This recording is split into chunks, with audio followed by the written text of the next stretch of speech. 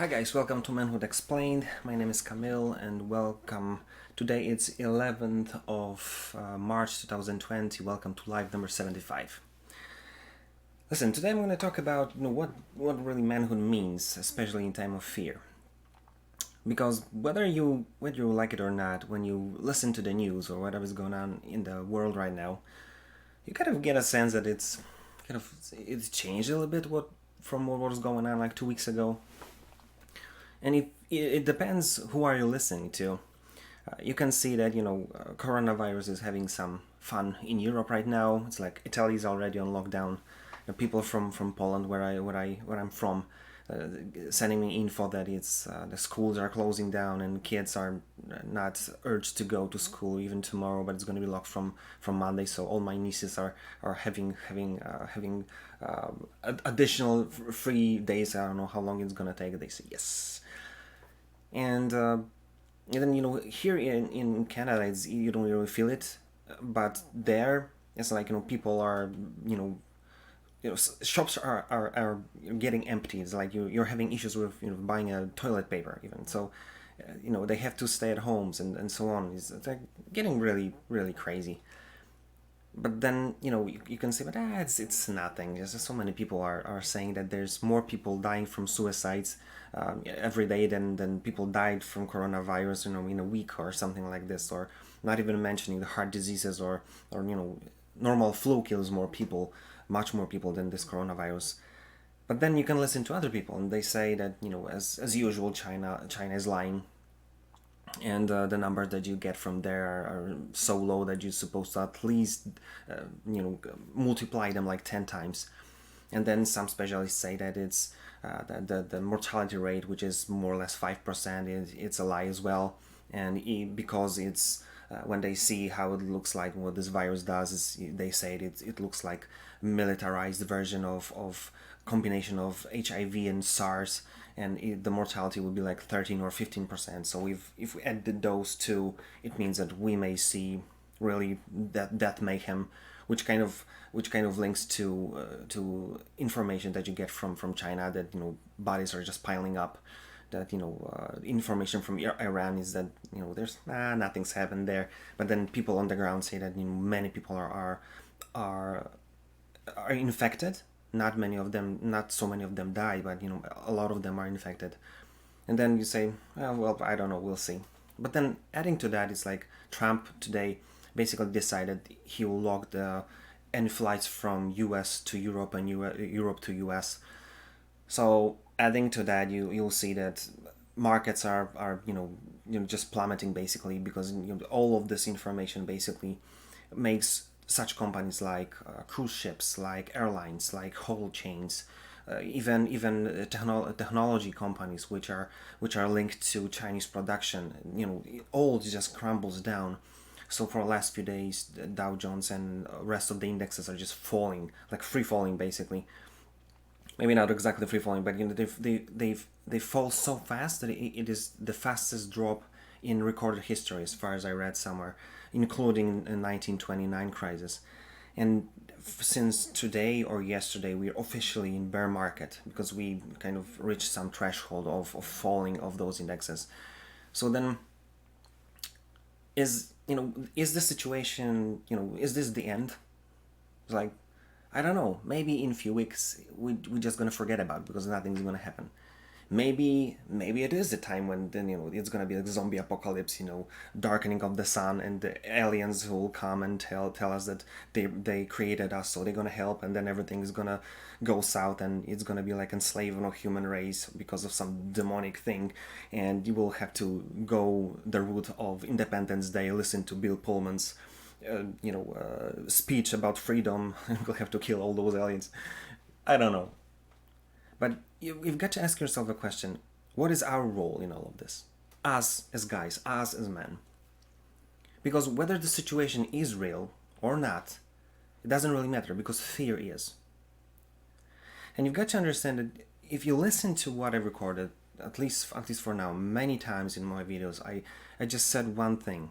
Because you see like 1 millionth, and you experience 1 millionth of emotions that your lady feels, or your kids will feel, especially if they are female, then you've got to understand that you are like created to this kind of thing, because you don't feel that, you don't experience that, so you'll be like the first one in line to be able to do something about it, even if it's not real, to how to deal with fear. And that's why many times when there's a what I call time of peace, nothing happens, we just chill. We have this, what they call first world problems, and I didn't get the newest iPhone. You're the worst dad ever, or we arguing about some stupid stuff. But then when something happens, then everybody automatically look at you. It's like being a company when your boss is your friend, is like cool, we're chilling, we're just making fun of him or her. And then when something happens, we just, boss, what are we gonna do? Now the character is automatically there. And this is exactly what's gonna happen. And even though you'll hear that, we men are the root of all evil in the world, but then when something happens, it's automatic our role to be someone to lean on, to be someone who's gonna take charge, to take lead and do something about it. So I don't really care about about a lot of people who will do this kind of shenanigan, and everything's gonna flip. But you're gonna care about those who are around you, those who are those who you love, those your closest family, your wife, your kids, some group of your friends or your family, and they will look at you. They will try to find someone who is capable of dealing with fear, even if it's not real. So this is what I want you to understand, that there are two things basically that will help you be this kind of guy.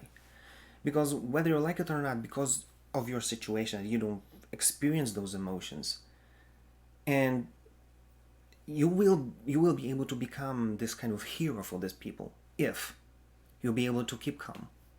If you're able to use this as your advantage, that you don't feel those emotions. If you'll be able to see, okay, I understand there are some bad news, but okay, but what's the situation? How are you supposed to act? And you just stand your ground. And you have this clear vision. You're able to have this focus on things that matter. And the second thing that will help you is allow yourself to be resourceful. Because in many situations like this, fear is the one thing that kind of blocks you, or stops you from making good decisions, or making decisions at all. Because many people, and I hope you're not going to be one of them, they're going to be crying in the corner of the room, being completely freezed by fear. And that's why you see what's happening. I don't know if this is the end of the world. It's a good thing to do, to stockpile everything. But if it's not, then so many people are going overboard, and they're going crazy. And this is your role to be this kind of guy that they will be able to lean on, and then you'll have like a really be open-minded, and be kind of be able to be laser focused to, okay, so just in case, let's do this and that, so we'll have enough food, enough this or that, whatever you live in the world, there'll be a different situation. But you'll be able to first of all be the one who they'll be able to lean on, because they'll see that you are able to stay your ground. You'll be able to keep your emotions in check. And as a side note, you will see that many times I'll said the same thing, that one and primary thing that it's kind of like a superpower of us, or of ours, is that if you are able to control your emotions, whether it's like a small thing like an argument, whether it's like end of the world, that this is something that will kind of help you to drag your family, your wife, your girl through this whole thing, because you are able to keep calm. So you will save yourself from an argument, and you'll be able to save them from many things, just because you're able to think clearly and just be resourceful and do something about it. So that's simple.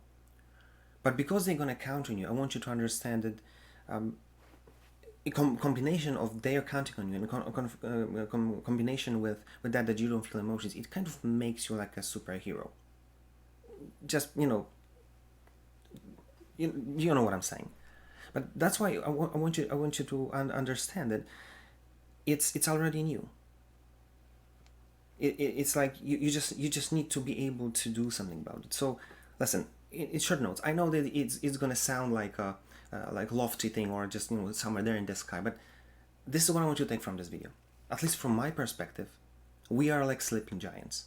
We are this we have this hero which is asleep in us, because in the time of peace nothing happens, we just chill, whatever happens, we just there chilling. But when something happens, There's this hero in us that is just awaits for its time to be awakened. And whether this whole thing, it's just gonna pass away, and in a few weeks we're just not gonna think about it. We're just gonna watch another season of Voice of something, or America's Got a Talent or whatever, or whether this is something more scary that will prolong itself. The eyes of those who are around you, especially your close loved ones, they will look at you, whether it's real or not. So if the time will come, I want you to understand that this hero is in you, because you're a guy. You already have it, but it's gonna be your role to have courage and guts to awaken this hero and let him take over. Basically, then enter into this role and just take lead, because they're gonna count on you. So think about it, and if the time will come, do something about it. Have courage to do so. And see you tomorrow.